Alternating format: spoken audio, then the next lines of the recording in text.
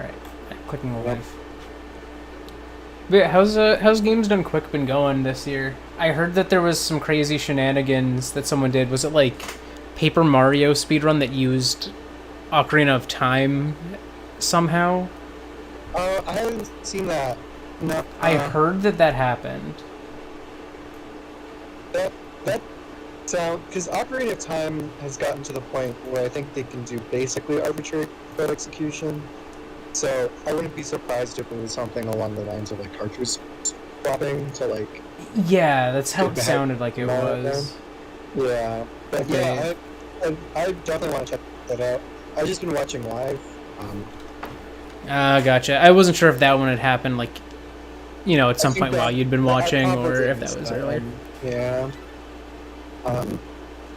The coolest thing yesterday was they were doing My, which is like a rhythm game. Mhm. It's like an arcade game, and like it looks like a washing machine, and they just have these like 8 buttons in a circle around the edge of the screen. And the screen is just a circle. Okay. I think I know what one you're talking about because I think I've seen that. Yeah. Is it like an arcade game? Yeah. Yeah, because I've seen that one at like Techo. I think they had it there Oh yeah, at some I point. think they had it at Techo. Yeah, it Yeah. was crazy. Like the person playing it, like you know that meme where like, or not even like in like a like anime when like someone was like moving so fast and like everyone else is like, oh my god, I can't even follow with my eyes. It's like that's how I felt watching this guy play the game. Like his hands were moving so fast it made me dizzy. It's like the people who are really good at like Dance Dance Revolution and stuff like that. Like, I mean, I guess really any rhythm game that requires like a good bit of movement to play. Yeah, no, it was that isn't like a very set pace. It was so crazy. Like literally, I could hardly believe that like he was physically moving that fast with in time and like hitting all the buttons in time and everything. Like, I think literally he like played like all of like the hardest songs, and I think the lowest score he got was like double A. Jeez. Just like still 95% accuracy. Yeah, like, those types of games blow my mind to watch. Yeah. I'm just like I'm not capable of thinking that fast, let alone moving that fast. But I guess in a lot of those cases, they're not thinking that fast either. It's kind of like muscle memory. Yeah, no, it's a lot of like, it's not like they're memorizing the patterns, it's just like they're acquiring the tools to like recognize the patterns, and then a little bit of memorization. But yeah, no, it's really crazy. It's just like the how fast they move is just unbelievable. We also had earlier yesterday was like someone was doing like a newer rhythm game. It was like it was kind of like, it's hard to explain. It's like kind of like DDR, like Dance Dance Revolution, but instead of like buttons on the floor, it's just a touch screen basically, but with your feet. Oh, weird. So do the buttons like show you? No, it's basically. Or like does the screen show you anything, or is it just like that it has like those arrows still on it, but you slide your feet? Basically, it's the way it works is like it can tell where your feet are on the pad, and then it's kind of like Guitar Hero almost, or like you look up at the screen in front of you and it shows you, okay, you need to play, and it's just like horizontal, like left and right. Like you need to place your feet to the left here or to the right here, and you need to like swift them back and forth. And like basically the game is like, it's like you're just sort of like, you know, like the Running Man dance where you're like sliding your feet back and forth. It's like a lot of that basically. Interesting. But yeah, it's like kind of like a mix of that and like the Connect one, the Just Dance. I think there's like a camera on it or something too, so you can like. Oh, so it kind of uses multiple inputs to gauge how well you're doing. I think I'm not sure if it uses a camera or if it's just the feet, but I don't know. But it's really cool, and he was really good at it. Like he wasn't just like you know, some people get in the rhythm games and like they're really focused and they're just trying to like get a high score. Like, he was playing, but he was also like legitimately just having fun and like dancing, and like he even like choreographed like, okay, this is what I'm gonna do to like go through this song, not because it like is an efficient way of doing it, just because it looks cool. Like he was like spinning I around respect and that. stuff, and like doing, and like he was. There's one like point where he like pulls out like a Swiffer, like a broom, and he like uses that as like one of the feet. So like the game thinks the Swiffer broom is his left foot, and so he uses that to like swift it back and forth for one of the dances. It was so funny. It was so great. That one was really, really cool. A lot of fun to watch. So, yeah. But yeah, no, Games Done Quick has been awesome this year. Hopefully they can go back to doing in-person events next year, but Yeah, that would be nice. I think this is probably going to be the last, because I'm pretty sure everybody really wants to go back to doing in-person events. Like, literally everybody that's, has been saying that, oh man, I can't wait to do an in-person event. Yeah, I feel like that's gonna inevitably happen with the next Games Done Quick I think kind by of stuff. New Year's, that's usually when they do Games Done Quick. So Games Done Quick, I'm pretty sure. I'd be surprised if it wasn't in person. But yeah. But anyways, how's Miitopia going? How are we? It's going pretty well. I'm progressing. Mhm. So the thing I have to do right now is I believe I have to find a fruit to calm down Mhm. the tensions between the faraway prince and the besmirched noble son who are fighting currently over Dio. Right. So I have to find them some fruit that will make them not angry, I guess. I never fully understood the way that's supposed to work, but I think it's funny to kind of play on that, go find the thing. It's it's an important thing, kind of a If Nintendo thing has in taught us games. anything, it's that giving someone food will make them not angry at you anymore. Yeah, I mean that's just how it That's works. like a common theme in a lot of Nintendo games. Like if you just give people food that they want, they're not mad at you. Yeah, unless they're a Pokemon in the wild, then it causes some. What was the thing in the Safari Zone? Does the food makes them?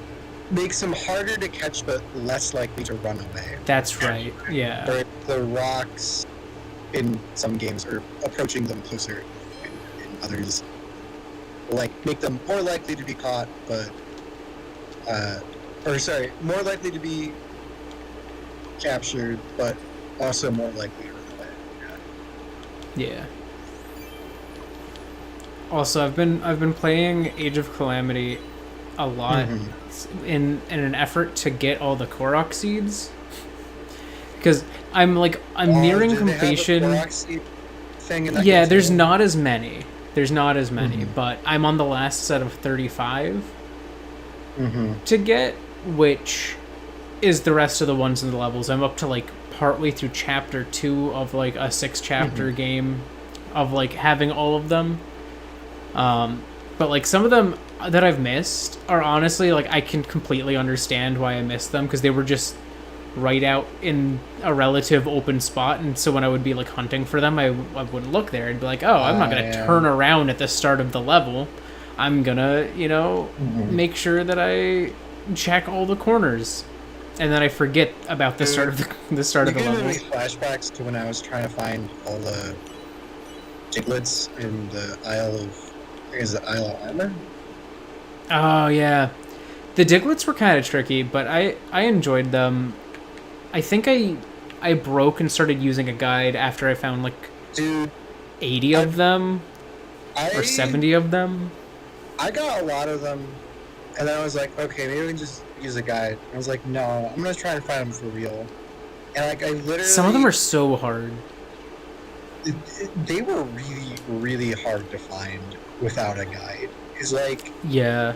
I think one point it was literally the last one I was trying to find it. I literally just pulled out my notebook and I was like, okay, I'm gonna check by every single grass patch. I'm gonna check by every single log. I'm gonna check by every single red flower. I'm gonna check by every single yellow flower. I'm gonna check by every single lake. I'm gonna check by every single tree. and like I was just crossing them out one by one. I was like, eventually I'm gonna find it, right? Yeah, and then some of them were just like, oh, it's in the middle of the normal grass in the middle of this path. And I'm like, Yeah. what? Because it was literally, I found some by just going too, straight, and right? I was like... It's like, it was literally like, I literally just had to like, because like, there were points where it was like, wait, I swear I checked this exact spot like 5 or 10 times. And like, I was like starting to think like, is it possible that they're like moving around, or I have to wait for them to appear or something? Because like I could not explain to myself how I missed it so many times. But it's like, no, they're just really hard to see. So I had to just go back over the area with like a fine-tooth comb and like really make sure I didn't miss it. And like that's what I was doing. That was the only way I could find the last. Oh my god, this is so hard right now. Almost broken. That was I think the hardest thing, like find all these things that I've ever done without a guide.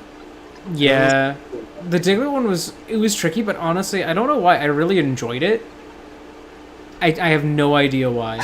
It's not the type of thing I normally enjoy in a game, but I really enjoyed that one. I didn't, and that was my mistake. They should have just put a guide in there, because it's not really hard to find them without a guide, in my experiences. I don't know. Yeah, even if it was just like a subtle way to hint to where they were, or like if you whistled, you'd hear the Diglett noise if you were near it. Like literally, even that would have made it like 100 times. Or like if it would pop up and like look around and then go back down. Yeah, like an animation to it or something, I think would have helped. Like, just like making ways would help. Like you being like, I don't know, like if it reacted to you whistling or something. I don't know. Yeah, I think that would have been a little better, but like, oh man. Even so, I did enjoy that mechanic. I genuinely have no idea why, because that's not a type of thing I normally like really like in games. Because I know I'm never gonna find them all, so I always kind of feel bad as I go, because I'm like, I have a completionist heart, but I don't have the dedication to go for it. I mean, with Pokemon, so like, I'm willing to put in the legwork, because I don't know. I guess at this point it's just become kind of a, what is it, a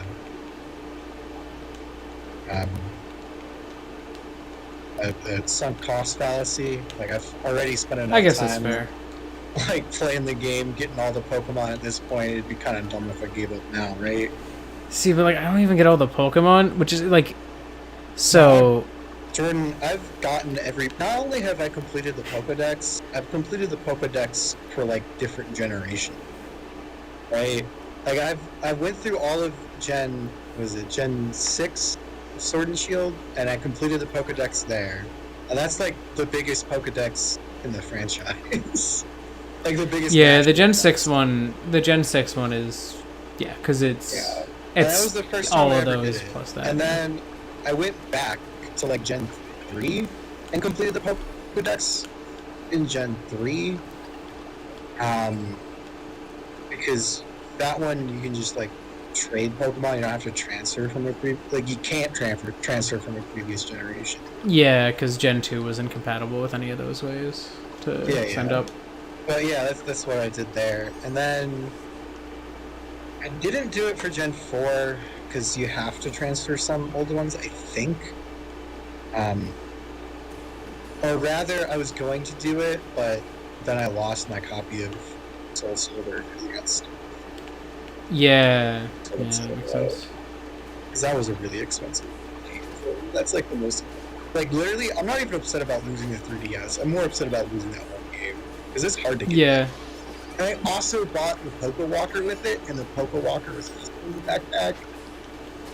I have an extra like Poké Walker that I don't use. If you ever get another copy, yeah, I can lend you the Poké Walker.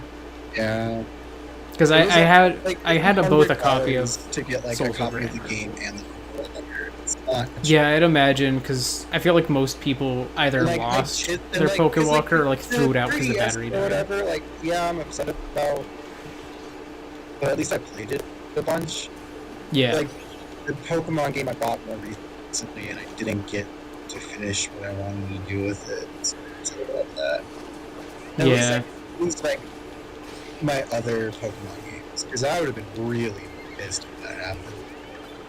Because all of my other Pokemon games were level. Yeah, that would have sucked. But yeah. Otherwise, this one pretty good. What else? Oh yeah, Pokemon's fun. I like Pokemon. That's fair. Also, wait, I'm gonna be right back. I realized I got my air conditioner still on high, and I'm gonna like lower it so that it's not as loud. So I can't I'll be right back. hear it at all. Yeah, Discord's gonna cut it out, but I don't know if how audible it would be on stream. So I'll be right back. Okay. The air conditioner. I don't know if I'm moving. Yeah, I'm not busy.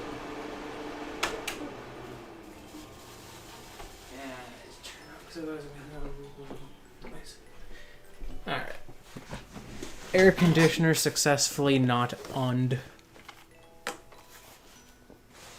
Alright. But yeah, the Korok seeds in Age of Calamity, like, they're not too tough. It's just that, you know, they've scattered them around the map as they were in, like, actual Breath of the Wild. But, like, it's you just find the spot and press Y, usually, unless it's one of the balloons. And some of them you can just break. Some of them you have to, like, stasis and then break. But, like, as far as, you know, like, as far as mechanics go for it, it's not that crazy. But, like, I want to find them all just so that I can get the 100% completion of the main game reward, which is the like, first you get the completion for Central Hyrule, which is like diamond earrings and some Tabantha wheat, which I don't care about. But then after you get that one, the game is then at 99% complete, and the reward for that is the original Hyrule Warriors, its Link outfit. And I was like, well, I want that. I want that Link outfit. It's sitting there mocking me, and I need to 100% the game to get it. Yep. So that's like that's been my quest, is to get that. The last game 100% completed was Mario Odyssey. That one was fun to 100%. Like, it never really felt like, oh, this is starting to drag. Like, if you use a guide for some of the moons, but, like, they're also pretty helpful in terms of, like, oh, like, you can, like, if you, like, ask Toad to, like, give a hint. Yeah, you can get, like, hints and stuff. Yeah. So, like, that one really, yeah, that one never really felt like it dragged on when you were trying to 100% it. It didn't really feel bad. But it still felt like an actual challenge to, like, 100% complete. And so that was pretty fun. Yeah. Also, the as I'm getting further and further into the DLC stuff, like, the way they did it, I'm kind of upset at myself because I made a sort of dumb mistake with how it works, because most of the weapons in the game, like, you just get better versions as you progress. But the DLC ones that they have, like with the Guardian Claw, like, nunchuck things, and the like the Master Cycle, they actually just have different versions that are all the same strength. And I accidentally used the original flail arms to make the attack power flail arms better. So I kind of got rid of the all-around one, but, like, I'm not too upset because I probably wasn't going to use it, but now I'm like, but I'm not going to get that weapon back, I don't think, unless there's, like, a way to get another after I finish all of the stuff in this area. But well, just it's kind of cool. Link cable and hook your Switch up to someone else's and trade it over. I wish. But, like, they have other versions of the Master Cycle, and they look cool. Jordan, if the new Switch console that comes out had a GBA Link port, I'd fucking buy it. Okay, that would be kind of funny. But like, I totally like, cause like, if they had like, okay, we're bringing back GBA games, and you're gonna have a GBA port, so you can trade between Switches, but only if you have the new one with a GBA link. That would be ridiculous if they were like, if they really went and did that. They were just like, It's yo, gotta be the authentic experience. You need to have the cable. it's just like, we're actually going to go through and get rid of all wireless functionality for the new Switch. The OLED Switch only can communicate. Even the Game Boy Advance had like eventually had like a wireless adapter you could use, but it's like, nah, you gotta go old school. Well, I mean, doesn't that wireless adapter just go in the GBA like cable port? So it goes in the link cable port. Oh, then again, I guess it does have like those like, clamps on it. So if the Switch didn't have those clamps, it would just be not compatible. Which would be smart if they wanted to do that. I mean, yeah, I guess. Oh yeah, that'd be cool. Then you go hook your Switch up to your GameCube. Yo, I can use my Switch to play Four Swords Adventures. I can play Four Swords Adventures using my Switch and my GameCube like a normal person. My GBA cart. Person, right? So wait, does the GameCube? Dude, like, I don't understand why the Switch is have more stuff like that, like games like, you know, Four Swords Adventure. Because that would totally work. Yeah, I feel like even if it was just like they tested the waters with a re-release of like Triforce Heroes or whatever, like if they did a re-release of that as kind of like a way to test the waters to see if there was demand, and then eventually released like an HD version of like Four Swords or Four Swords Adventures in almost like the Link's Awakening style, like. I mean, not necessarily in that, because they are, like, in the Toon Link style, but, like, I feel like it wouldn't be too hard for them to do that.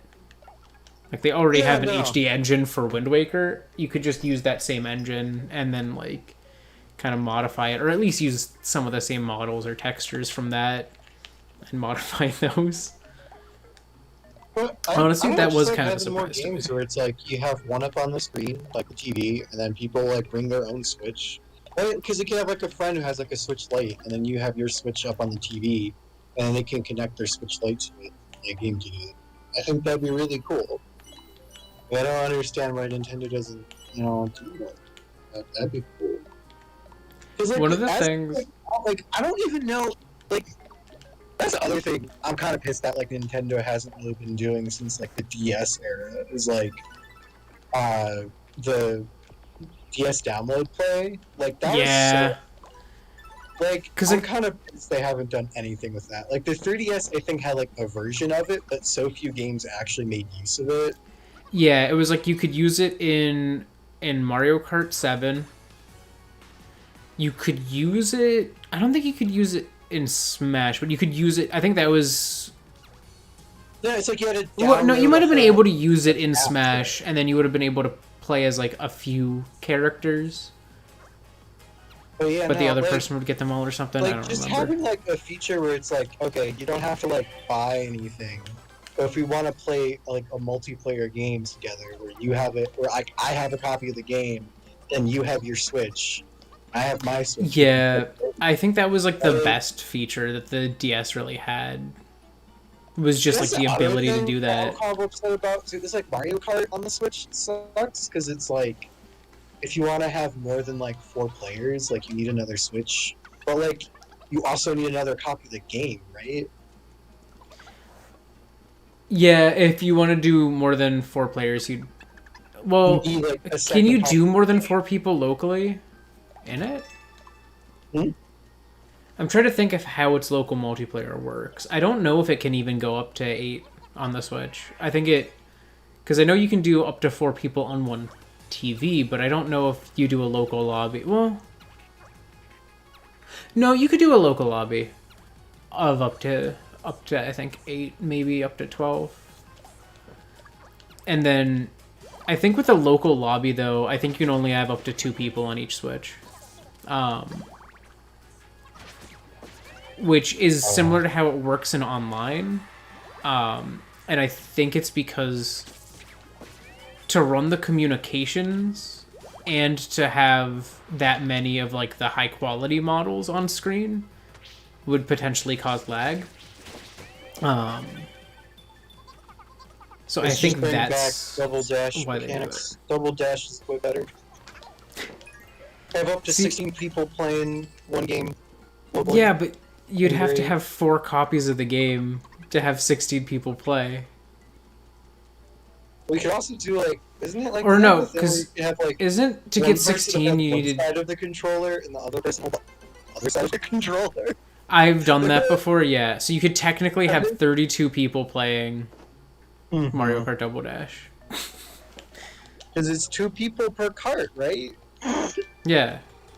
Oh no, I don't want ragged biscuits. God, this is so good. Oh yeah, no, but I don't know, I just feel like they need more like games where it's like we don't have to both already own the game just so we can play together, right? Yeah, I think my biggest disappointment with that kind of thing was when they released the Clubhouse games. I think that would have been the optimal one to do that with, because like they have the demo version, and the demo version has a few games and can play those games with people who have the full copy, but it cannot play the other games if someone has the full copy. Yeah. And I feel like that's kind of dumb, because like Clubhouse games is not the type of game that every single person necessarily wants to buy. But it's something like, that at any time anyone could want to play. With my friend. And like I think the reason they didn't want to do that with it was because most of the games can be played on a single Switch. So like if you were with your friend in person and you were playing chess, you could just tap the pieces and move them on the screen. Blackjack or something, or like other games where it's like you need to have that like hidden information, right? I don't think they even have any, because I know you can play all of the games locally on the same console.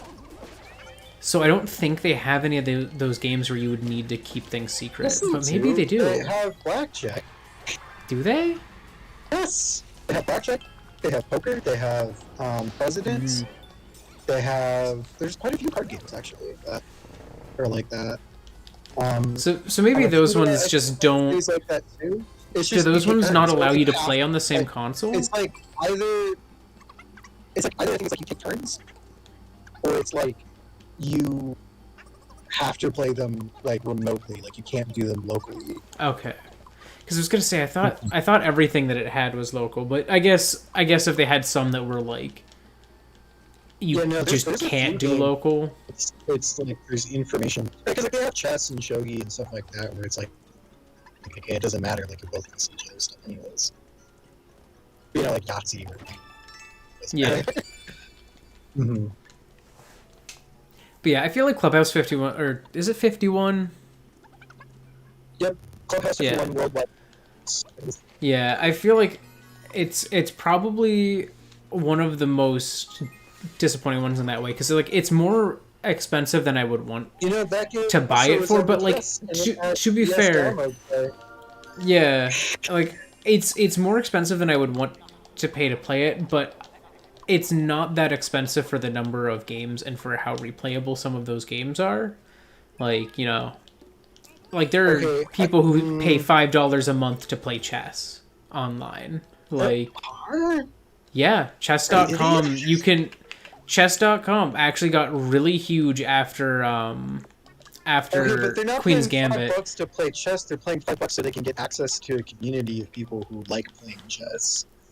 Yes, but some of the features that people kind of see as like kind of necessary for like new people, you do have to have a subscription. Like you can't you get one analysis of a game or like 3 analyses of games a day or a week or something like that if you aren't paying. So you have to have a subscription to see how well you did and what mistakes you made. $5 to play a game you're paying $5 to get better at chess. I mean, I guess, but like that's different. That's different. I support that. I don't know, but like if you were buying a physical copy of chess though, Like, how much is a physical copy going to cost you? Like, if it's cheap, maybe $10. And like, if you want a nice set, download like any of like hundreds of free apps. I look, guarantee you. but if you wanted to buy actual chess, like if you just wanted to buy it to play at home, it's so expensive. I bought Nintendo chess. I bought Nintendo chess for $30. It was Mario How many chess. times have you played it? I actually played it. It was my main chess set for a while as a kid. Okay. But like actual chess sets are so expensive. Like, you know, actual like physical copies of games in general like that are kind of pricey. So like getting 51, oh, he's level 11. Getting like 51 different games for like, you know, what was it, like $30 isn't too bad, or $40. Well, like all of those games you can download for free on your phone. Yeah, but can So, you like, play them No, that's not a on good a argument, Switch Jordan. on your phone? Like, I think 51 Worldwide Classics worth getting, but not because of the number of games you get, because like it's a well-made system.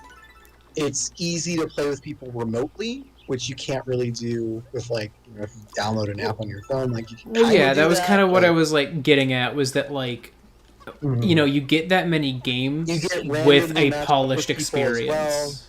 Like, that's what I was thinking of specifically, is that like you get 51, or what is it? Actually, I think it's like 52 games, because there's like a secret one you unlock. But like, you get those games, but you also have a really polished presentation of those games and like a really easy to understand way to play them. Like, So if like, you just want to play those games, just, like, download an app on your phone.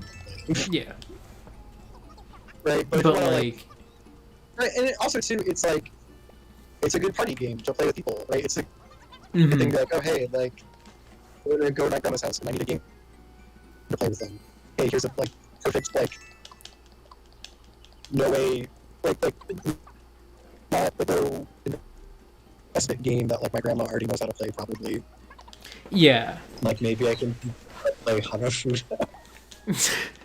We could play Hanafuda together, Grandma. You want to play? Yeah, Oh, dude, I my grandma don't would know love what that game. means. I'm pretty sure she doesn't know how to play it, but she'd probably be really into it. She really likes board games. I think the part of the thing that appeals to me about like games like Clubhouse 51 games and like, you know, and stuff like that is like, for me, Actually, now that I think about it, part of the I thing wanna that get into that game. that would be pretty cool. You know what Hanafuda is? You should get one of the Nintendo Hanafuda decks, because they still make those. Yeah, Like- that was like one of their first like things. They talk about it in Clubhouse games enough. Yeah, because that was like what their company was for a long while, was Yeah, they made Hanafuda like, cards. toys for a long time, like toys and board games before they started making. Mm-hmm. But yeah, I think like one of the things that appeals to me about, you know, games of that sort is that like I like playing board games with people sometimes, but like there's something about it where it just like I get really tired of them very quickly in real life, and I don't know why. Like, I just like my brain just stops paying attention to them. But like it's somehow like a little easier, at least if it's on a console or on a computer, where it's kind of in this, like, I think part of it comes from the fact that you can misunderstand a game. Like, you could collectively misunderstand a board game and play it wrong. Or someone could cheat, or someone could do something like that, and you wouldn't be able to notice. So like, I don't like that there's like that level of thought where you have to be so conscious of like what everyone else is doing. But like, I feel like a lot of virtual versions of games kind of make that easier to tell, like especially in games where you have a ton of people playing. Like, I mean, I get that, but I think also too, like, with virtual games, it takes away a little bit of that flexibility as well. yeah, Because it takes away some of that flexibility, Like, for sure. to a point where it's like, okay, this Monopoly game has been going on for 3 hours. I think we all know who's gonna win. We like just wrap it up and go to See, lunch. that's the thing. can Do you know choose, why yeah, Monopoly sure. takes So- 3 hours? Because Because Monopoly's not meant to. Yeah, it's because there's people. The way people are playing it, like it actually had to be put into the games because like it wasn't in one of them, and like people got upset that they thought the game was being played wrong, even though it was being played by what the instructions say. But like when you actually play Monopoly, like the sort of like intended way, or like the way that the instructions say, it's so much faster. I know the intended way to play it. I played it before. It's still very boring. I mean, It's I just suppose, but like it's not 3 Like, hours actually long at played- least. Like, yeah, 3 hours is exaggeration, but it does drag on. Yeah, like I've had family play the house rules for days though. Game, like it's a game that like, you know who's gonna win halfway through. Yeah, I think Like, that's kind of its. Like I wish Monopoly was more like chess, in that you could just kind of like forfeit when it's recognized who wins. You know, Yeah, no. because Monopoly is so hard to like flip around. Yeah, no. I've seen it happen, but it's so hard. But but for example, but like yeah, but that's what I was saying, right? With like physical copies of games, you can just forfeit. You can just make up a rule, be like, okay, I forfeit Monopoly, you win. Like, you don't need, like, even though there's no forfeit button online, but you can do that. There is a forfeit button in like the PC version of Monopoly. You can just hit, like, there's like literally a button that just says go bankrupt. So like you can, if you're playing on, because they do have online, but I guess that's not my point. Isn't like, okay, my point is like there doesn't have to be a forfeit button because you can make one up for yourself. Right? I suppose. Is that with a physical copy of the game, you get to decide the rules. The rules are flexible. They're not set in stone that way.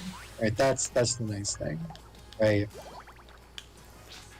Yeah, it's just like I know in my case, a lot of the time, like having that flexibility always is more stress than it's worth for me, because like, if I say like, oh, I want to play this game with some friends, and like, they play it differently, like it's always kind of like tedious and stressful to like kind of go like, oh, you play it differently, and like having to like go through what rules to use. Oh, sorry. Like, yeah, no, that's what I get that, right? Like you're saying, that like you like that it's sort of set in stone, and yeah, I think that there's definitely benefits to it, but I think there's also there's a trade-off there, right? Yeah. And so if you value kind of having those rules set in stone and like being able to not have to worry about playing it wrong or like messing up the rules or whatever, or someone, or like having to make sure people aren't cheating or like messed up their turn or whatever, like that can be stressful for some people. Yeah. But then also, if you do that, you play like the video game version of it, and you lose out on that sort of flexibility that you have with like sort of given. Okay? That's what and I would say it sounds like for you, you don't really mind losing out on that flexibility. Yeah, it was just like, because like that's always been kind of like a thing I've valued, is like everyone playing with the same information and on the same level, like, or not necessarily like that it has to be that way. Like if you design a game that's intentionally like imbalanced in some way, like like one team has completely different access to things or whatever than like another team does, like I think it's fair. But like I've never liked how certain games like you can have that imbalance just because there's like different understandings of rules, or like because there's no easy way to like 100% regulate it, people can kind of fudge the rules and like step by. Like that's always kind of bothered me about like sports, is that like referees are human, so they're like they make their judgments based on how they feel, not just what happened. And like there are some refs that might not do that, but like refs are still human, and even if they're trying not to like referee in an imbalanced way, or like they're trying to be impartial, like there's always going to be some like sense of partialness. Because like people would always get mad at like refs when like watching football when I was a kid. I was like, yeah, I get that. Why? Like I wish there was a way to like not have that be an issue, you know? Yeah. And like Yeah, no, the fact that, and then like there was like the deflate gate I think some and I think football some as well. people would also argue that like that's part of the drama, right? That's part of like the what makes sports, interesting. I mean, is the I fact guess that, like, you can break the rules and get away with it, right? Or that referees sometimes miss things, right? I think like that's part of like what makes it interesting and what makes sports, right? I just think that like part of the problem that I have with it is that like because inevitably people are gonna like sort of like bet on things, but I don't think it's because like say like someone's watching like March Madness basketball and like they make a bracket, and during one of the games that like impacts their bracket, a ref is clearly making like biased calls, and it ends up making a team lose that wouldn't have otherwise lost. Yep. Then like that is people are like out something because the game was not like in an even way. There was a higher chance that one of the teams would lose exclusively because that ref was there. And like that would cause an impact, and like that I think is probably the worst issue with it to me. But like not every game people are gonna like do that with, and like not every game's meant to be bet on. Like, not everybody has to gamble to enjoy. Yeah, and like not every sport is meant to be bet on. Like I would say like horse racing's kind of meant to be bet on at this point, but like. Because that's kind of how it's always been, but like football's not really like meant to be bet on. Animals run around. I can't imagine people. Like, if you can imagine, like, I have to imagine, like, I'm sure there's some people who are really into horse racing that like don't gamble. They're just really into it for enjoyment. I have to imagine that is a vast minority compared to the people who enjoy horse racing because they like to gamble. It is really a gambling sport at this point, but like I feel like some of football's not really a gambling sport, like because there's a lot more reason to like care about any specific team than there is to care about any specific horse, like But yeah, like because like there's certain sports that are like football. made There's a lot really more to be like, strategy to it, whereas horse racing is horse go fast. Horse go fast, take turn tight, but not too tight for horse, and be aerodynamic. That's kind of that's it. NASCAR too, but like I also feel bad saying that because I know people I know there's a lot of people who legitimately really love NASCAR. Like I cannot lie. I have no feasible way to understand that. I've been to so many I stock car races. I totally get that, I'm not arguing it's not even a real sport because they're just driving a car, because that's not true. It's a very it's definitely there's a lot of skill, a lot of focus. It's just why is it so long? I feel like you could get the same exact results from a 20 lap race. Man, trying to take those turns at that speed is physically demanding. But just to hold the wheel straight, and you not to just hold it straight, but hold it at a very specific angle. While there's 30, 60 pounds of force trying to turn you the other way. That's the. But also, after a while, it's just okay, well now they gotta turn left again. Yep. Oh hey, gotta turn left again. Because I feel like fair, it's just that's, it's the same argument people could make against I don't know, people watching speed runs and stuff. I'm really into speed runs because it's they're just doing the same thing again, but this time they're doing it even better. I don't know. Yeah, but like I feel like most speedruns aren't overly long because they're constantly doing something new. There's always a Jordan, different high I've stakes watched thing. 8-hour runs, Jordan. Okay, but like was the 8 hour speedrun them doing the exact same thing for all 8 hours, or was it different scenarios? Try to grind a level 100 zigzagoon before the first fight for 8 hours straight. Okay, that one is really the NASCAR of runs, I gotta say. It's the NASCAR of speedruns. Level 100 zigzagoon before the first straighter. Yeah, that's it. That's the NASCAR there. Really into it, you're like, oh, what are the odds of like getting, I can't do something like, oh shit, he got past level 80 in like record time. That was so cool. Oh, were they like using like a pickup zigzagoon too, so that they could get those? Yeah, that's Okay. the only way to do it, Aaron, is you have Yeah, to otherwise it would be so long. Otherwise, it's going to take way too long. There's no way you'd be done in 8 hours. And it's not even 8 hours. It's more like 10 or 20 hours. Honestly, he had to like Yeah. go to sleep after through. It's a long run. It's like Jordan. 8 hours of awake But time. and then like you keep track of stuff like okay, Zigzagoon 5 has like gotten all the rare candies. Like he's like up 5. Like whereas Zigzagoon 3 has only gotten 2 rare candies. Like come on. So now there's like slacker zigzagoons.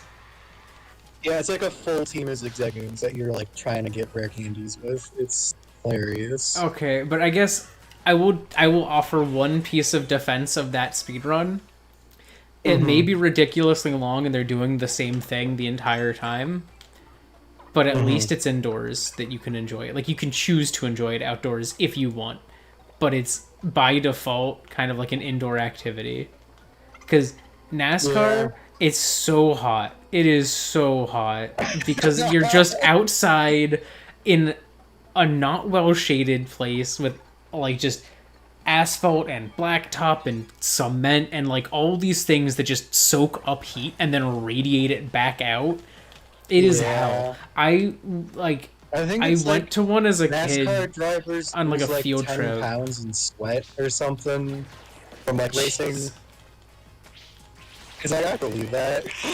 Yeah, It's a lot. like it's so hot. And like I had like a field trip with like a summer like day camp that I was in as like a kid that we went to like because Erie has a speedway and we went to that and watched a race and I was like, so this is all it is, huh? And they were like, yup. And I'm like, I'm just watching dudes go around in circles on a hot day. I don't want to be here. Like, oh, I can't. Why do I have to watch this from here? Say that, but like, there's probably one kid out there who's like, "Oh, damn, I'm so jealous. Your camp got to go see fucking NASCAR. Oh, we did." Okay, but it wasn't actual NASCAR. It was like low tier NASCAR. This is like the minor league NASCAR. It's all. It's not even NASCAR. Yeah, It's- okay. I could see the argument for like someone being really excited to watch like NASCAR Because this is just like the Erie NASCAR. Speedway has its own racers, and so it's like it's But, just like, them. Just seeing like, yeah, like your local township NASCAR race. Yeah, it's not as fun. Like I would have enjoyed it if we went to like see like a demolition derby or something, because like that's 'Cause it's a whole dynamic. stadium. Like, because the NASCAR stadium is like the Indianapolis, like what is it, the Indy 500?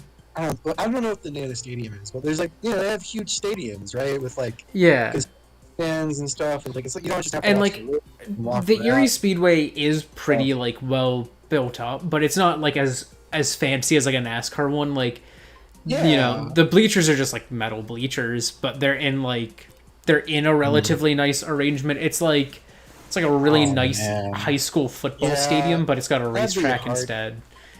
Because and, it's like- pretty hard to sell. Like if someone came up to me and was like, "Hey, I got free tickets to watch a race," and I'm like, "Okay, what race?" And they're like the Little League, like NASCAR. I think it's 3 hours long, and it's the hot sun, and they have like bad hot dogs, and I'm like, Like, literally, the best thing about it was that they had a bounce castle that we got to play on. They had a bounce house and like an obstacle course one, but we only got to do it before the race started because then after that, all the people who were like chaperoning were watching. Wait, do you call it a bounce house or a bouncy castle? It kind of depends on like how it's set up. This one was more like an obstacle course / castle. Because it was like one of the ones where there's like multiple lanes and there's like a bunch of different obstacles. Those ones are and it like ends in a slide. Like run through. Yeah, that one was sick. Yeah, I know. That one was they had one of those and like that was sick. I loved that. But I only got to play on it for like the first half hour we were there because we got there. We got to play on it for like a half hour. We ate lunch and then we sat and watched them go zoom. Yeah. No, it's not NASCAR. It's fast car. It's fast car. Yeah, because the cars go fast. That's all it is. Minor league NASCAR. Fast car. It's like when we'd have to go to it's like, because we'd also sometimes go on like field trips to see like the Erie Seawolves like minor league baseball team. And like I was like, minor league baseball's okay. It's okay, but like it's still like I don't know. I've always hated the Seawolves theme. I feel like the only reason it still exists is literally because it's someone saying the words Seawolf City like 20 times. Oh. And that's literally the song.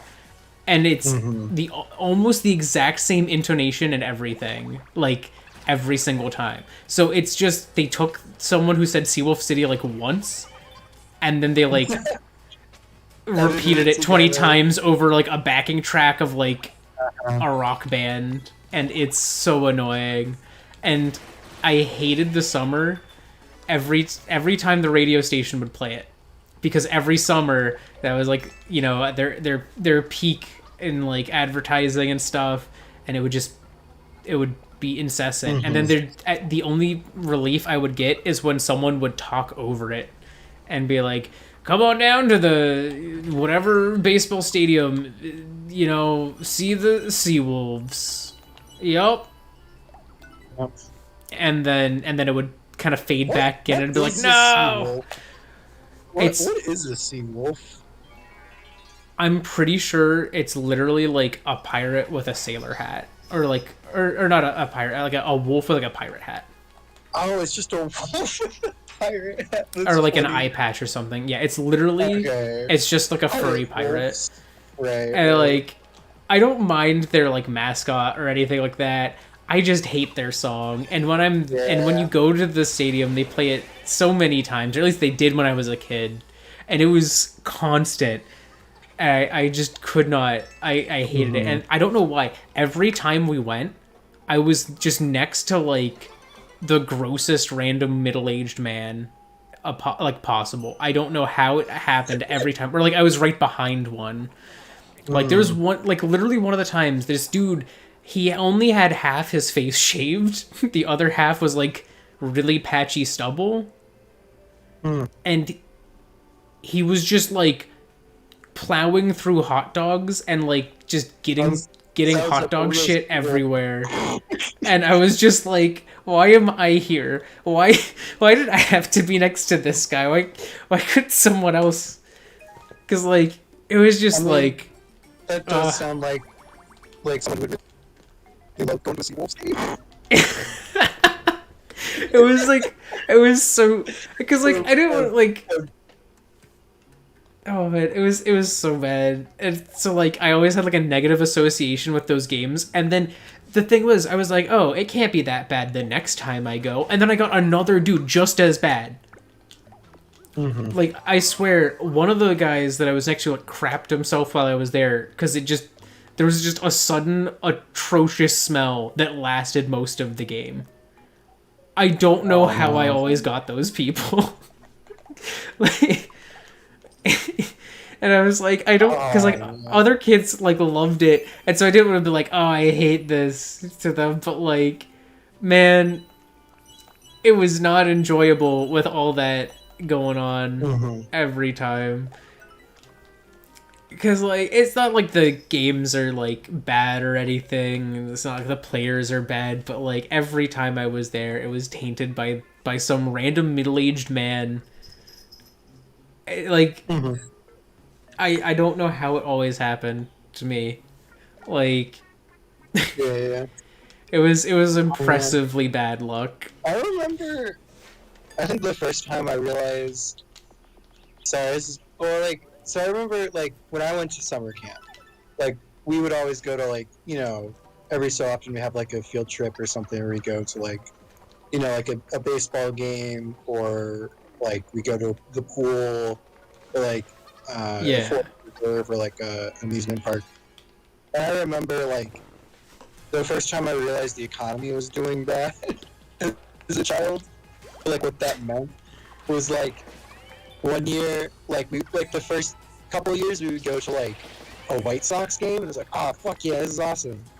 But then like the next couple of years we just went to like a little league team and I was like, this sucks. Why are we going to the White Sox game? And it was like, the economy's bad. And I'm like, oh fuck, that's what that means. The economy took away my baseball. It's like it's too expensive to go to baseball games now. We have to go to minor league games. Sucks. Used to go to Six Flags. Now we can only go there once a year. This sucks. Dang. See, like, I'm trying to think like what we had.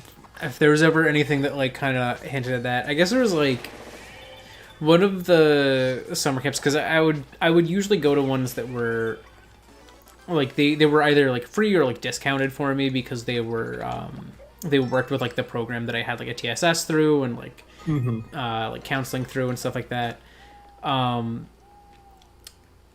So like they didn't necessarily always have like the most money. I think the first one I went to had a decent bit just because it was like a Catholic elementary school's like summer like program that they had. But the one I ended up going to one for a while that was like it was a YMCA and we had some that were like really interesting field trips that I enjoyed a lot. Like there was one where we went to like Panama Rocks like every year and stuff like that. But then sometimes it was just like, hey, we're going to this like camp the YMCA owns to like go to the pool at that camp because like we had our own pool and I'm like, but our pool has a water slide. Why would I want to go there? Because like there's like no reason, and I'm like I feel like they're doing this just because they needed a field trip, but like they don't want to do one that was like too expensive all the time, But that one I was like, oh, I don't know about that one. This one feels like there's a reason we're going to this one instead. But then like we'd also get ones where it was like there was one trip we had that was like we were like we used to do where we'd go on like we'd go to like a dollar theater that there was in Erie, but like that theater closed down after a while, and so it was more expensive to take all the kids to a movie, so we had to like do a car wash to raise money to then go to a movie. That one I don't know why I enjoyed the car wash a good bit. I was like determined to clean people's cars better than the other groups of kids cleaning people's cars. And I don't know why that one stuck with me so much more than like half the trips we went on. Yeah, I remember. One time with YMCA, like we just went to like volunteered at like a humanitarian place, and like I think for the time we just sort of boxed like shampoo stuff. So like for people who like couldn't afford to buy shampoo, like we just boxed it for them. I wish my YMCA got to do cool stuff like that. We didn't get to do. We didn't get shit. That cool? I guess because like we're just doing volunteer work. But like I kind of stuck Those with ones me. are pretty It was fun like, usually. That was actually kind of cool. It was nice. Yeah, because you like felt good doing it, right? my high school, like our gifted class, like we would take once every quarter of the school year. We'd have a field trip. That was basically all gifted was in high school. Is we got to go on cool field trips 4 times a year. Okay. I don't know why my high school did that. When our elementary school, we actually had to like take time out of the day. We would go to like a gifted class where we would like do something that was like some cool shit that like none of the other kids got to like learn about. We got to make like roller coasters and shit with like marble. Well, basically it was just marble runs, but it was like roller coasters, quote unquote. But like but then our high school was just like, yeah, we go on a field trip. But like I remember. we like there was one Wait, field trip we did that we went to like. Had like a gifted program. You had. Sorry, what do you mean by gifted? Exactly. What was that? What do you mean kinda by cut like a out what you gifted said. class? So it was like art? so there was in our school district we had 2 different types of like IEPs or like individualized education programs. There was a standard IEP, which was either like behavioral or like if someone had like a learning disability, and then there were GIEPs, which were if someone was consistently excelling beyond like what the rest of the students in their classes were doing, they were kind of seen as like, oh, we need to give them some other enrichment that's like a little more engaging, because they're like, we don't want them to get like bored in their normal classes or whatever. And so like in elementary school we had 2 versions of that. We had one that was like there was a lower threshold where it was just like if you had really good grades you got into it, and that one was once a week, and you just do like fun shit that was kind of like outside of what you normally learned about. But then there was like another one that was based on like you had to like normally take a test. I got in through taking an IQ test, but they had like a different test normally.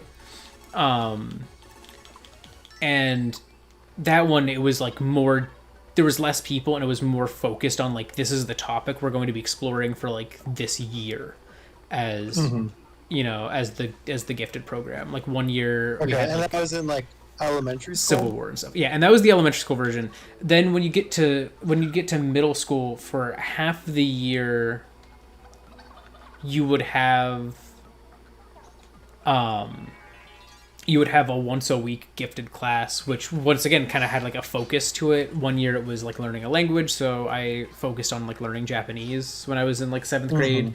When I was in 8th grade, it was like kind of learning how financial stuff works. When I was in 6th grade, what did we do in 6th grade? We did something else. I can't remember what that one was. But like it was kind of like, and then we'd have like a field trip once every 4th of the year. And then in high school, it was just you get a field trip every 4th of the year.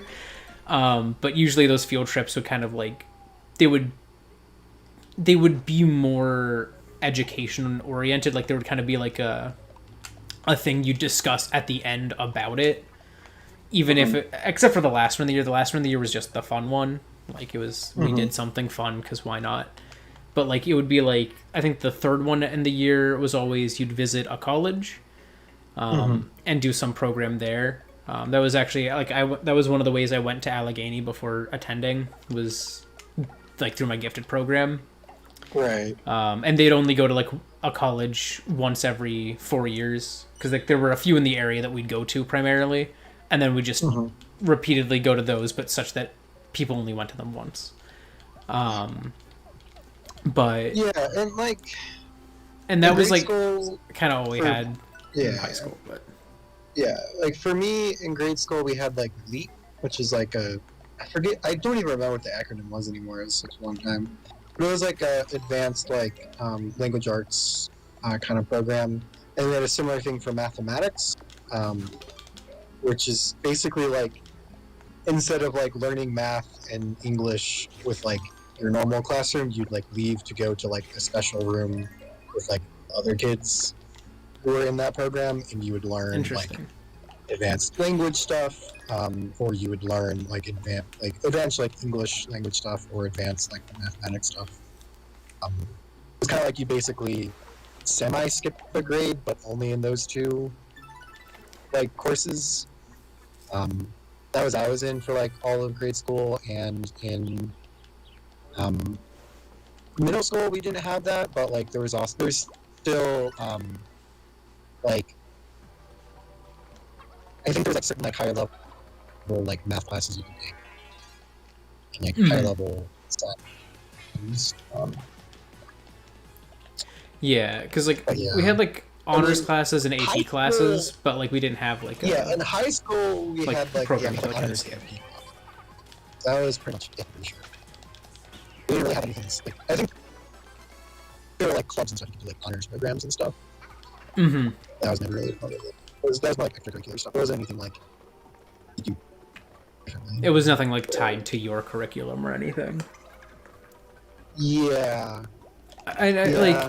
I think part of why my school was able to do that much stuff with it was partially because because we had 3 separate elementary schools, so the class sizes and our class sizes were never like all that big.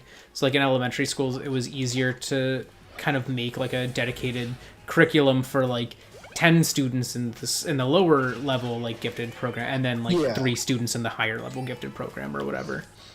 But then in middle school, they'd all merge together, and it would be like, I think after the merge, gifted became like 15 students.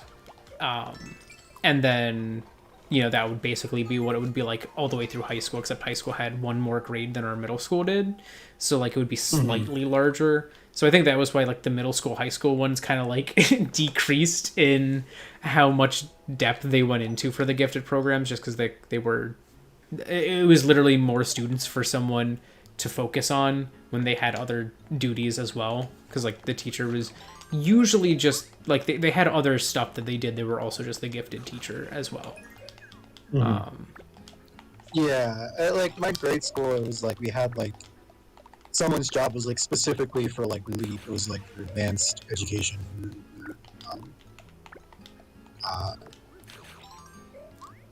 For language arts. And she was like the same teacher all 4 years. Which is actually kind of cool. And she also taught at different schools as well. Because that's like cool. So like first grade, second grade, I was at Schaefer, and then third, fourth, and fifth, I went to Westmore. But I had the same teacher for LEAP because she was the same person who taught at both schools. Oh, that's pretty cool. She went to another place. Yeah, which is pretty cool because like I kind of sucked third grade because like I was like, well, I don't know anybody here. And then I'd go to like LEAP, and it was the same teacher. It was like, oh, that's awesome. So yeah. I think my school district, like in the elementary schools, the gifted teacher kind of like cycled around because I think all of the, like, because I think our like gym teachers did that as well, like, because each of the schools had it on like just a different day, so that they could have the gym teacher like go to whichever school it was that day. And I think our gifted teacher did the same thing where it was like each of the elementary schools had it on like a different day of the week, so that then she would just kind of hop between them. But then in middle school and high school, it was just like there was a person. It wasn't every day we'd have LEAP, but it was like certain days of the week. Yeah. And then, LEAP was actually really fun. And the math class was just like, it was just like the next grade up would teach, one of the teachers would teach it. So like in Schaefer, I took like third grade math and stuff. We also about like, he was also the astronomy club teacher, because like after school he would also have like astronomy club to teach you about like this is how figures are formed. You had like some flowers like I think it was like brown sugar on top, and you throw a rock at it and you'd see like how the debris. That was cool. Oh, I always loved doing stuff like that. That's pretty cool. My dad was like a amateur astronomer, and he'd like and so he'd always take me to like events and stuff, and so like I still see him every once in a while like for astronomy club. Like there's the astronomical union, which is what my dad's a part of, the amateur astronomers league. I forget the exact name. It's a like a nationally recognized like organization for amateur astronomers, which my dad's like a big part of, and like I go with him to events and stuff, and I see him there. So it's like that's pretty cool. Yeah. But yeah, I know. I remember when I was a kid, and like I got really sad because I wasn't in like math class, the advanced math class, and then my mom like got pissed off because was like, my kid's really smart at math. Why isn't he in there? And then I like I know. think it literally was just because my last name was this, and so like I got cut off on the list because there were too many Wow. people already. I think that's how Wow, it that's was. so sad. You know, it might have been. Was either for math or it was for in middle school for like senior year for like the advanced physics class. Because like literally, I was in the stupidest physics. Like it wasn't the stupid physics class. It was just like regular physics. But like, I literally knew everything. Like I got 100% on all the tests. I got like, I literally the only points I missed were like on like one stupid assignment because like it was literally just guess what's inside of this black box or something stupid like that. And like, yeah, I was really bored and really upset that I wasn't in the good science class where they actually taught you useful stuff. Like, here's how you like distill. Like, literally, that class was awesome because like it taught me like here's like like the final exam for that class is here's a jar of sludge. Figure out how many different things are in it and what they are, and like that was the final test. And so we had to like take it apart. We had to like measure the mass of like different things. We had to like boil it to like separate the sludge into the different like substances that were in it. We had to like we used like litmus paper to measure the pH of it. We had to like there was like some food dye in it to like make it green, so we had to like separate the yellow and the red parts of the dye using paper. And like that was a really cool class, and I learned a lot from that. That sounds like both cool and super stressful for me. Oh yeah, I would have been so class where kids- overwhelmed. like that's the class where people are like, you don't want to be in that class because it's really hard. And I was like, I want to be in that class because I'm actually gonna learn stuff from it. I remember when I was in. Auditioning. Did you ever have this experience like in high school or in grade school where you're like kids are like, oh, or like mostly like high school where like you can pick your own classes where kids are like, oh, I'm gonna pick this class, it's easy. And you're like, you're so much like you know this person and you know that they're smart enough to like. Oh, I totally knew people who did that. But like they chose to go with the easier class because they cared more about getting an A than they did about actually learning stuff. So, like, that was one of the things I liked about my school is our GPAs were weighted, so there was actually it was more profitable to do well in a harder class than it was to do well in an easier class. My school had that too. My school had that too. But Gwen's school didn't. Like, it was like Gwen's school literally didn't have that, so her GPA was worse because she was in AP classes. Yeah, like the valedictorian took no AP classes. It was ridiculous. Yeah, I'm like, why would they do that? I think it's stupid. That's so dumb. But like my class, like my school had that too. But like in my school, like the valedictorian was someone who like would basically just be like, okay, like the top like students would like just take like, okay, I'm gonna take statistics because that's way easier than geometry, even though like I know that they would do fine in geometry. Like they'd actually rather learn more in geometry. It's like statistics is like literally my sibling Margot said like, oh yeah, AP statistics is just AP nap time because it's the easiest fucking AP class. I'm like, everyone would take that because you get like a 5.0 because like you just get an A in it and like it was an AP class, right? Instead of taking like an actual math class. Like I hated that. My school, like, the AP stats class was considered really hard. Like it was harder, and like because just how the teacher taught it was harder than like the AP Calcs. Or because there's AP Calc, right? There's like calculus AB and calculus BC, and calculus BC, BC we had that too. Way harder, and like no one would take it because you could just take calculus AB, which was way easier, but also an AP class, and so it's worth the same rate. That was the crazy thing for me. I thought BC was easier for me. And like, oh my god! And there was like maybe like 5 or 6 other people in it, but like the people in that class are like the smartest fucking people in the school. Because there were people who like didn't care about getting good grades, but were also really smart, and that was the best fucking class. Literally, their teacher was like, "Yeah, you kids are great." I took calculus BC, and I don't know why it was easier for me than calculus AB was.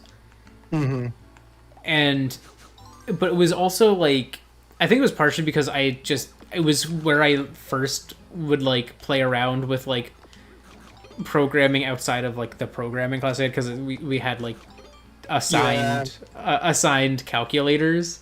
So I just programmed things in so that I could like, because I like it one gave me a better understanding of like the different formulas we were using, because I literally had to build them in a calculator. But like I had a version of like several different functions and formulas and stuff all made up so that I could use it. That was the first time Calculus BC was the first time I ever learned something in a class, and then like was like, oh wait, I could actually use this for something, because I was like programming stuff on my calculator, because I'm a fucking nerd. I do that all the time. Of course I did. Literally, like I had to get stopped in my class because someone was like, "What are you doing on your calculator?" I was like, programming like a math equation. And the teacher was like, okay, well you gotta like focus on stuff. I get caught for that all. But because at Calculus BC we were learning about Taylor series and like how you can prove like the minimum, like how to one approximate, like say for example a sine wave, and importantly how to prove like the minimum number of like steps you need to like show that your approximation of the sine wave would be accurate to like a certain degree, right?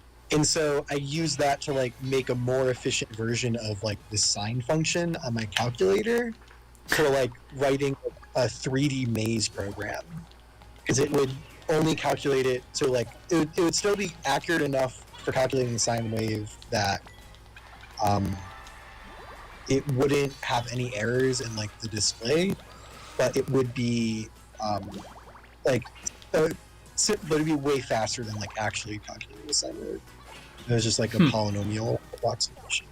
It was really cool, and it was like, damn, that was fucking awesome. See, my Calc BC. You learned in math class. I'm sorry. My Calc BC, like we learned a lot of stuff. Like I think my favorite ones that we like learned about were like the function used for like doing like estimating like half-life decay and stuff like that. And like those ones were neat, but like we also watched an absolute shit ton of Community. I'm not even kidding, because that teacher really liked Community, and so whenever we'd finish like the lesson early, he would be like, all right, you guys can start your homework now or not, whatever you want to do. Like if your homework's not done by tomorrow, I'm still gonna take it and you're not gonna get the points.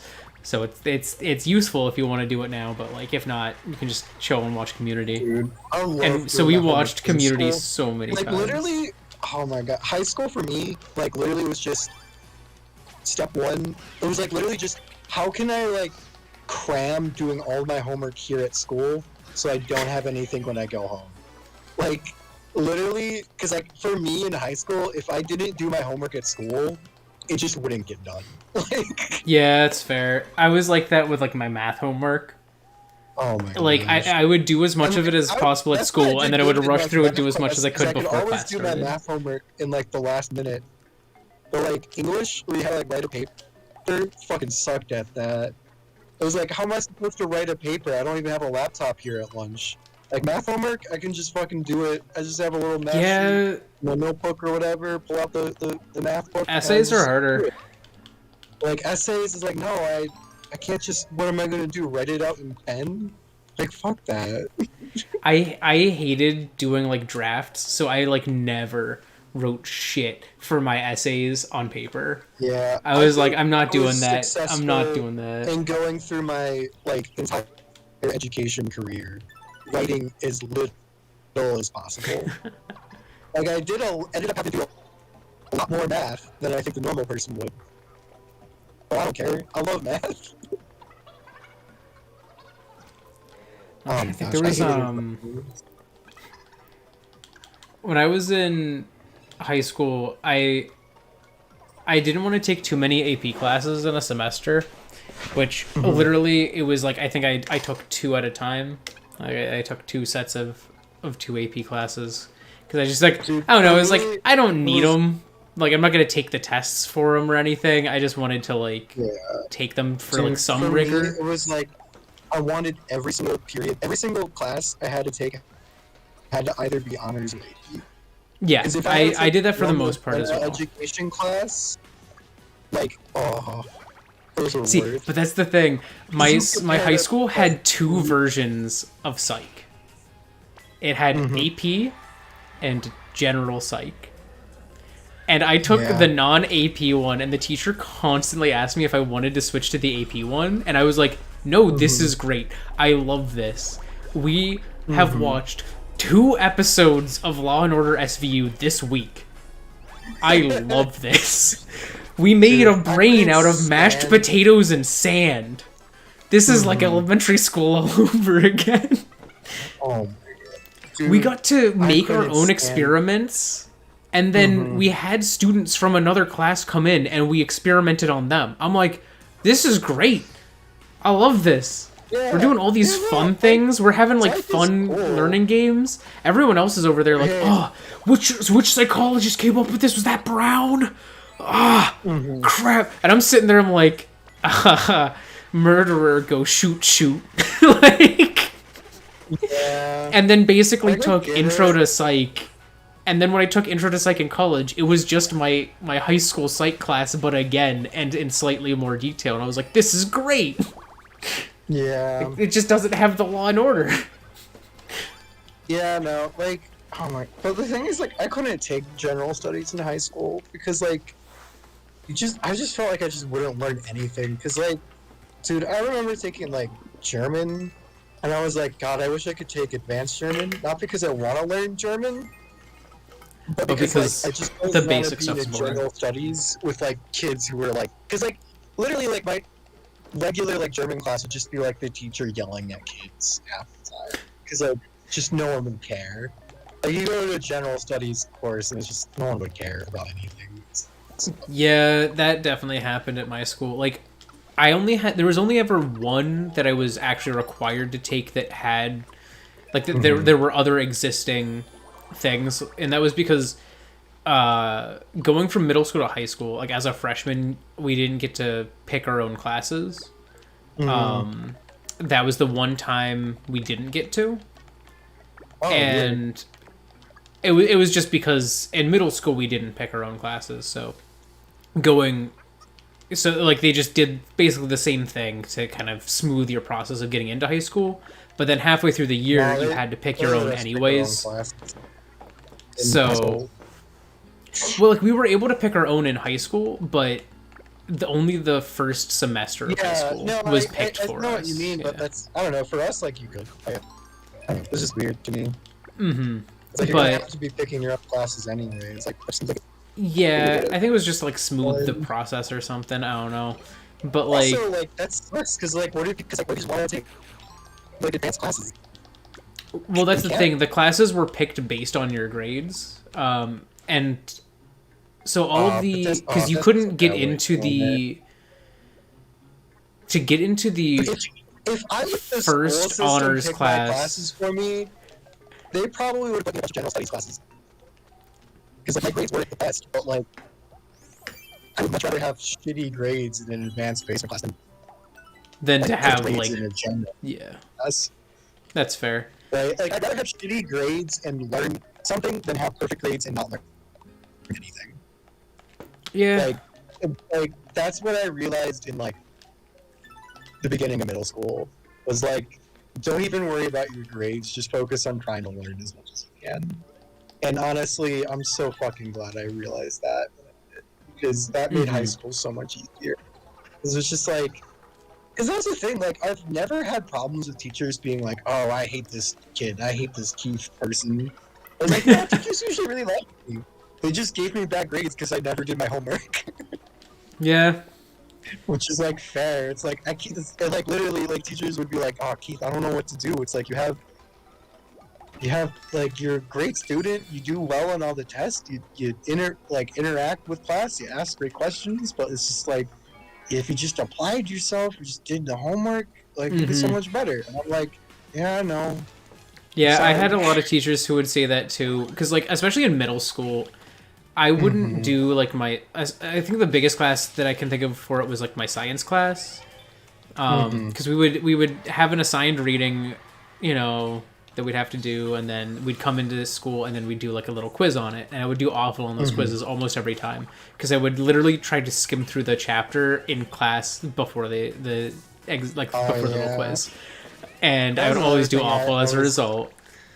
I would like read through all the bold words. I would read the bold words, and then I would carry on. Like we had a assigned reading, I just skim through it or just not read it and then pretend like I did. And so like my reading quizzes were always so bad, but like I did well on everything else, and so like that teacher was always just like, all right, come on. Do you remember vocab?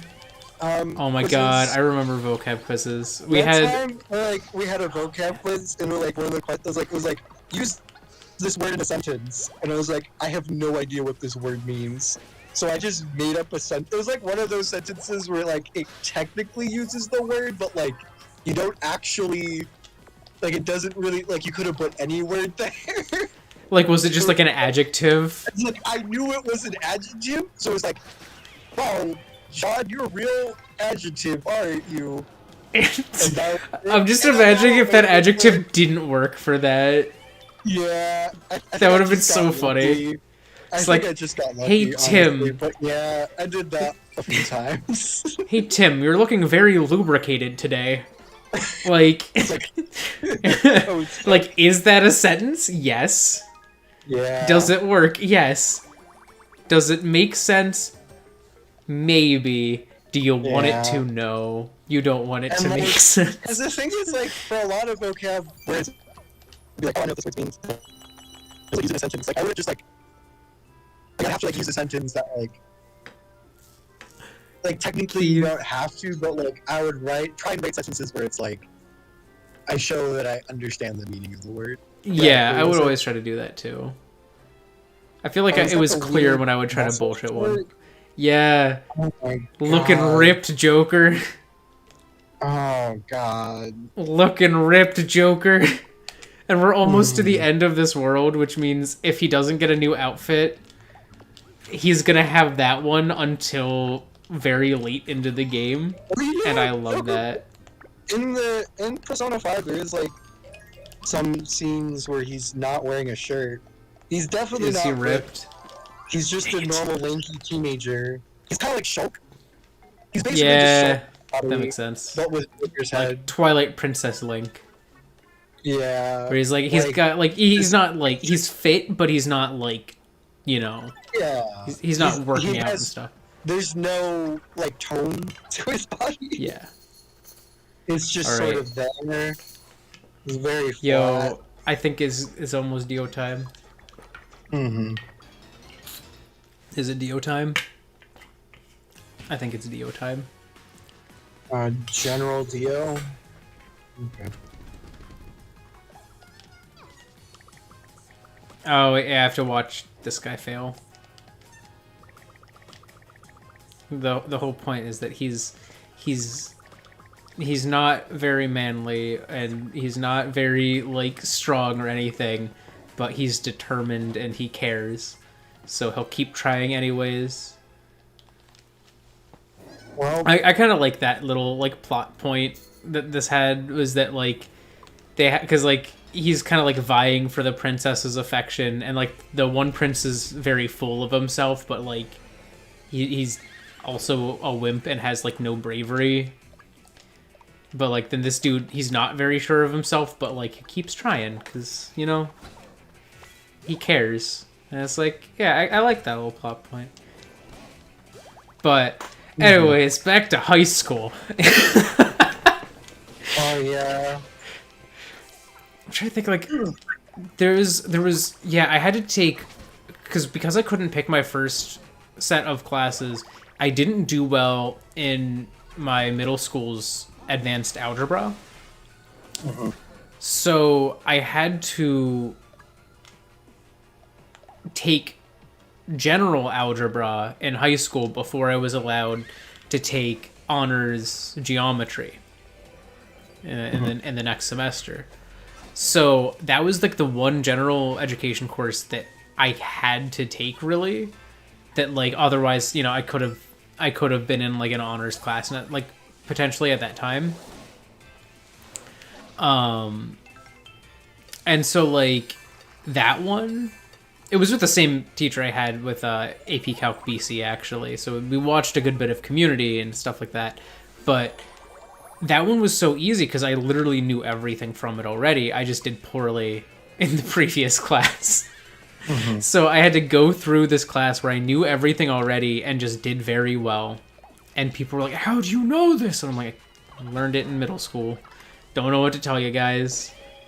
Mm-hmm. But like, then going from that one, like after that one, like I had honors classes for the rest of it.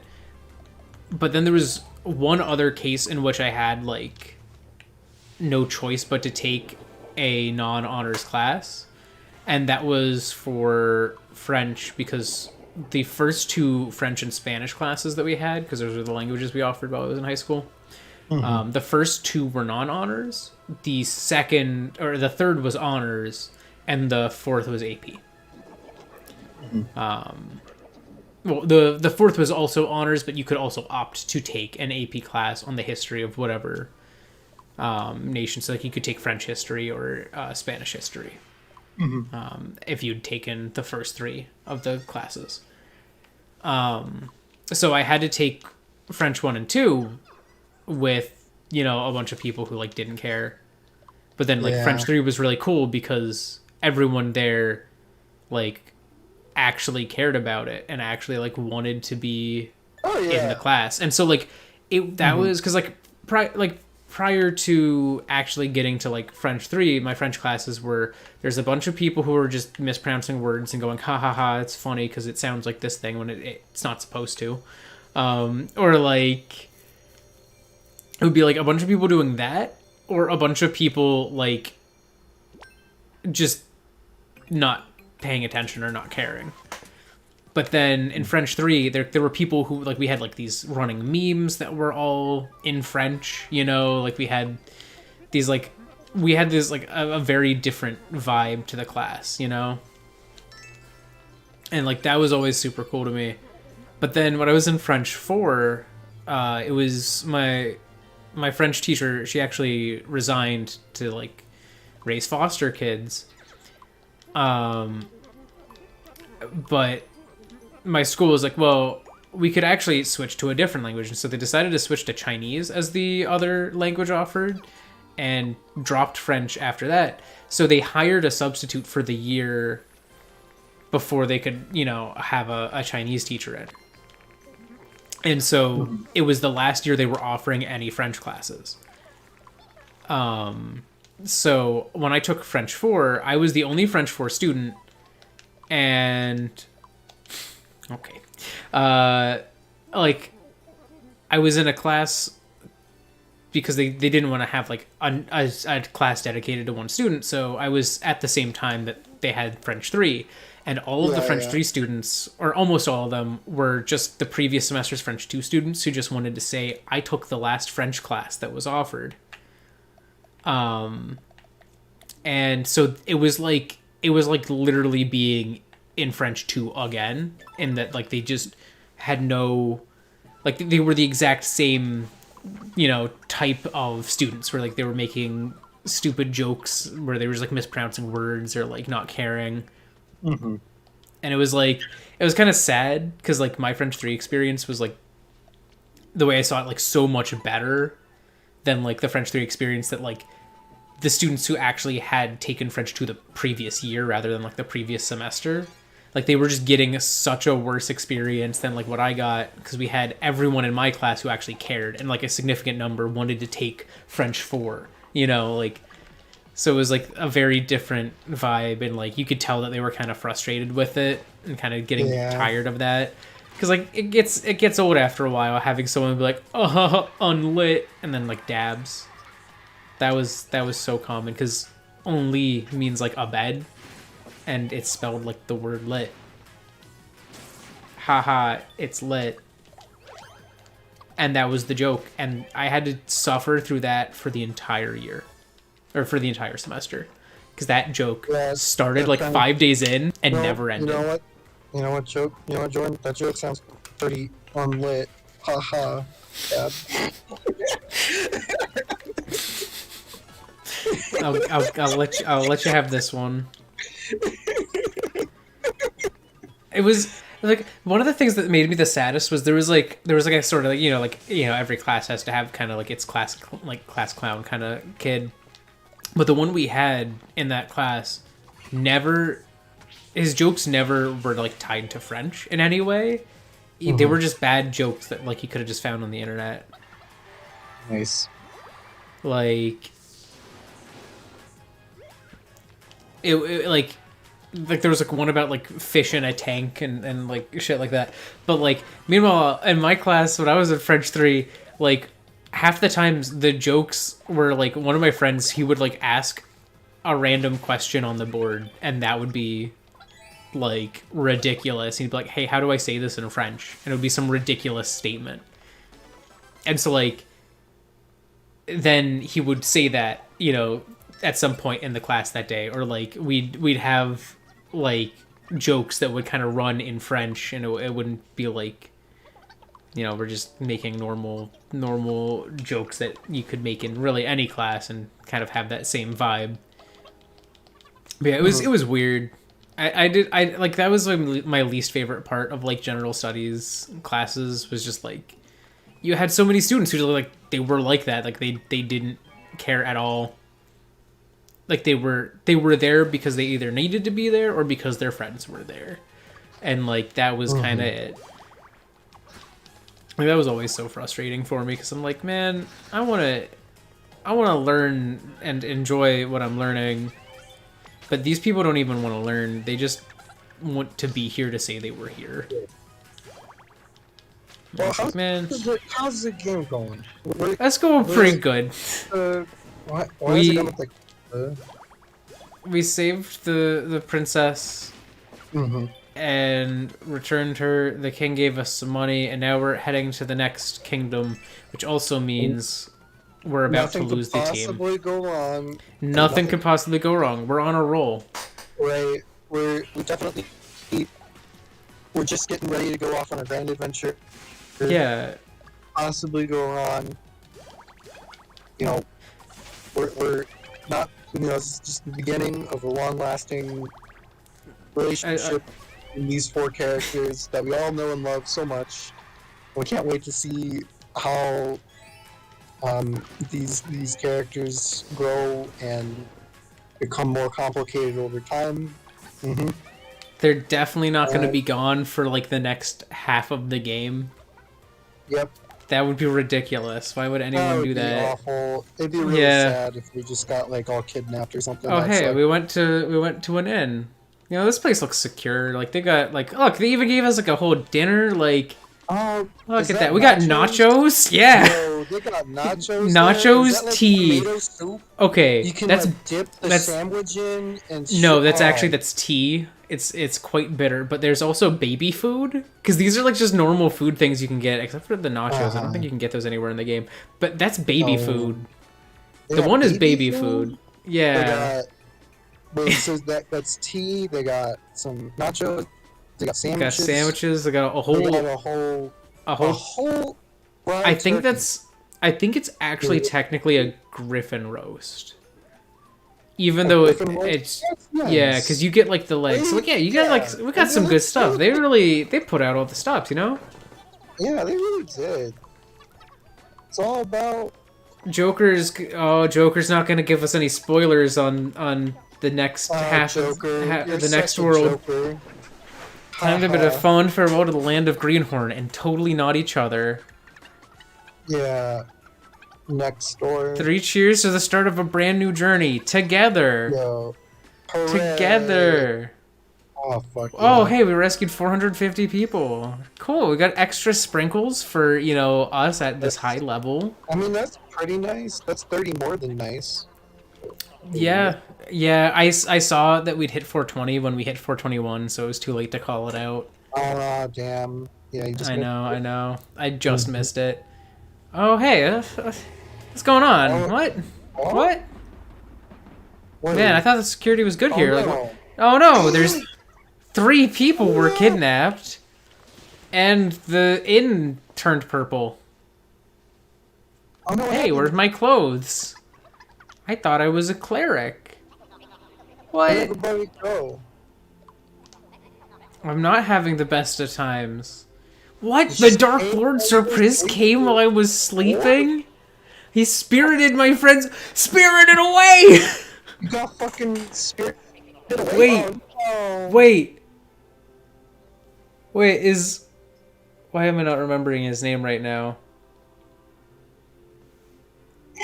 Creator of Spirited Away.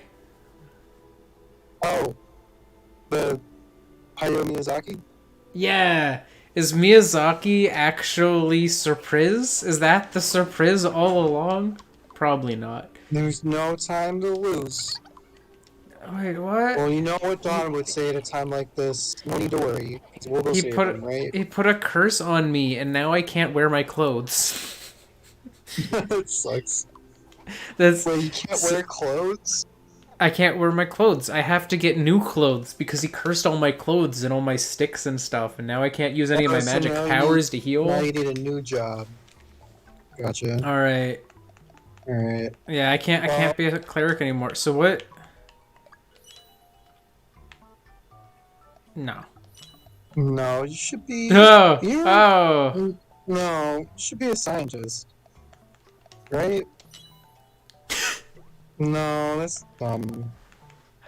Hey, Alright, well, What do I have I'm that I gonna- haven't Jordan, used here? I'm gonna wish you good luck with your new job. Hopefully Thank you. it works out okay. Hopefully you can find your friends. I don't know. I'm gonna go watch the Super Metroid run. And then at some point in the day, I'll see you later, so that we can Right. get you to the furniture place. Yeah. We'll figure that out. We'll figure that out. But, I'm gonna go with an imp. And Alright. I'll talk to you later. All right. See you later. See you later.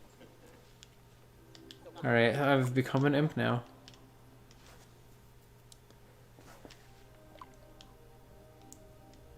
Oh my god, my friends. What? Where are they?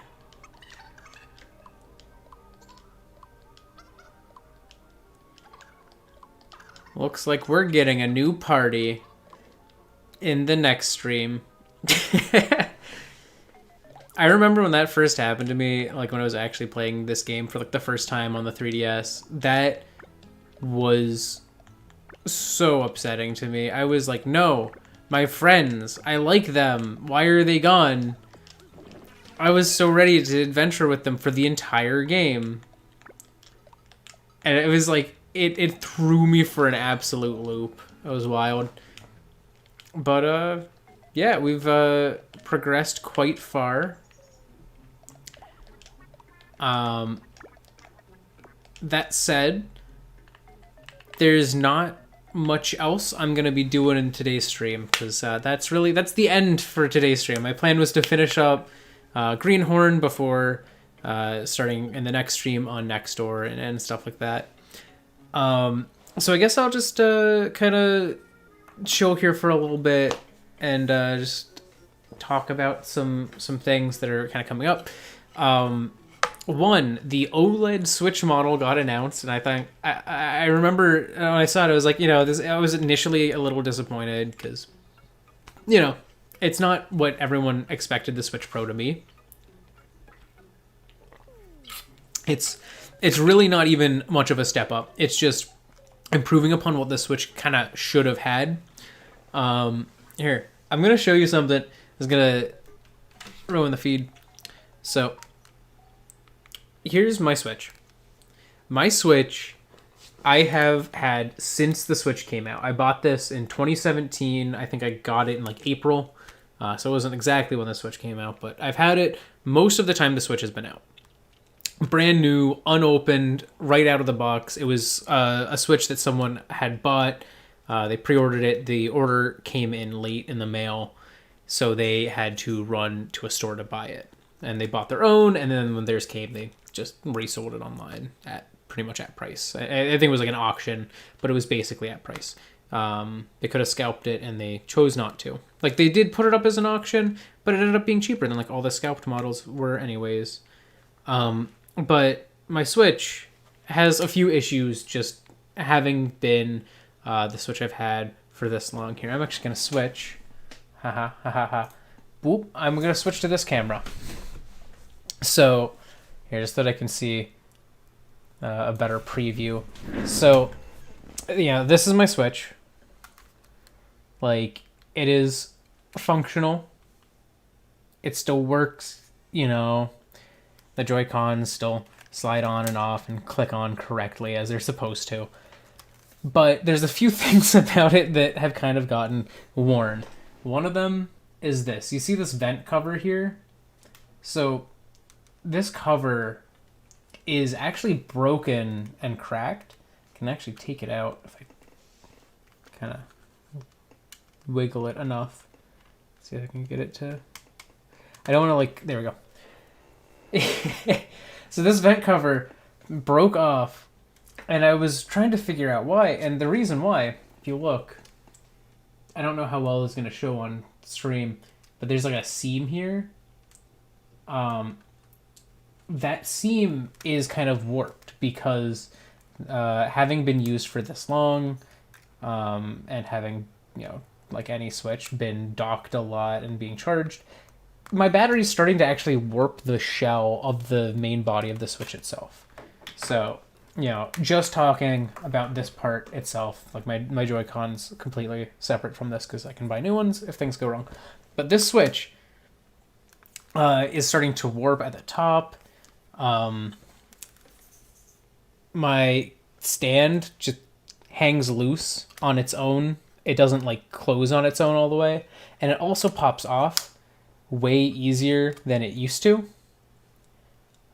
which is pretty detrimental because it means that this card, my SD card here, gets popped out of my Switch pretty easily, which means I'm kind of afraid to use my Switch in handheld mode, because if I use my Switch in handheld mode, it has the risk that I'm going to just jostle it in slightly the wrong way and loose my SD card while I'm playing a game, and then it turns off my Switch, and that's not fun. I don't like that. That's not something I ever want to have to deal with.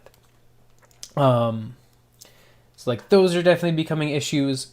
I specifically, to not damage the speakers, I never maxed the volume on my Switch all that often.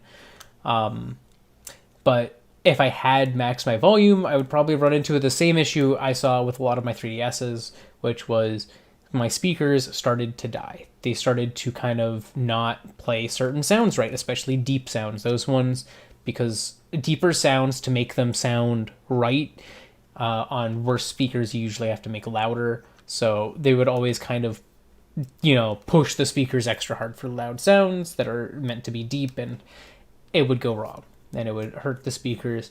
These speakers on this aren't bad. Mine aren't like beat up too much or anything, but they're not perfect. They could be better. And I don't know, like I've had a few issues. Oh, speak of the devil. I didn't even do it. I opened the top card slot here.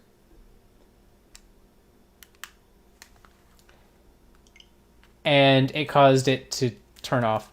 So yeah, that is an issue I've been having with my Switch for a while now. And that's just because it's old. You know, my kickstand is loose.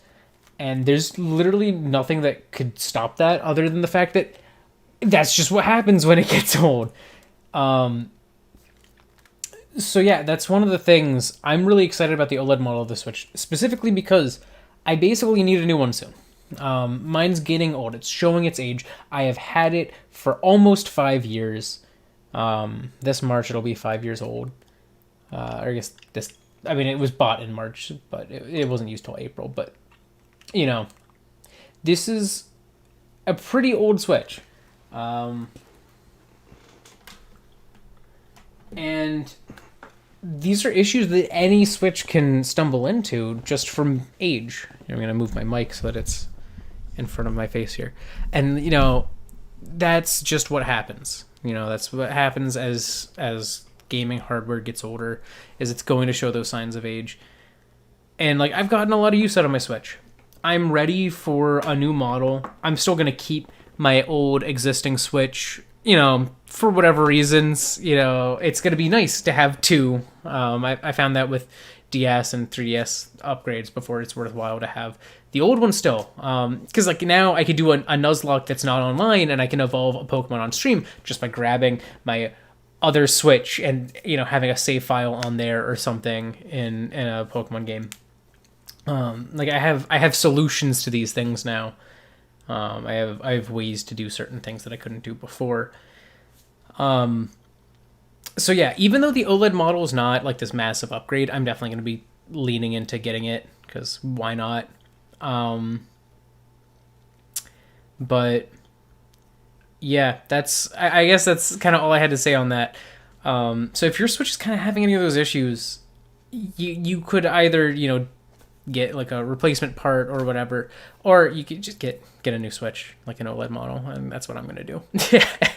Because I'm lazy, and I was going to probably get the OLED model anyways. But yeah, that's all I got for today's stream. So thank you so much if you joined me live or after the fact. Either way is cool with me, as long as you had some fun. That said, I have to go do human things as humans do, and you probably should too. So thank you so much. Goodbye. I'm going.